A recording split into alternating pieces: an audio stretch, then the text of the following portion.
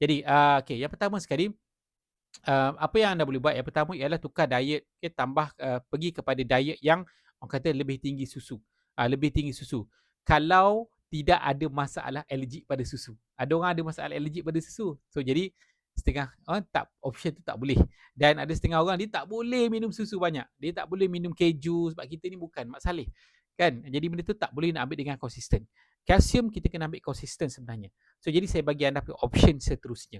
Okay. Yang kedua ialah kena ambil kita panggil kalsium dalam bentuk suplemen. Tapi awas, tak semua suplemen sama walaupun nama dia kalsium. Kan? Kalau saya bercakap ni sebab saya dah duduk dalam industri ni lama, saya nak anda dapat the best quality. The best quality maksudnya benda tu dibuktikan diserap dengan baik. Dibuktikan diserap dengan baik. Banyak suplemen tidak ada bukti benda tu diserap. Majoriti tak ada. Yang kedua, bebas daripada bahan kimia. Kita nak kalsium dalam bentuk yang semula jadi. Daripada semula jadi. Kan? Bukan kalsium yang sintetik. Kan?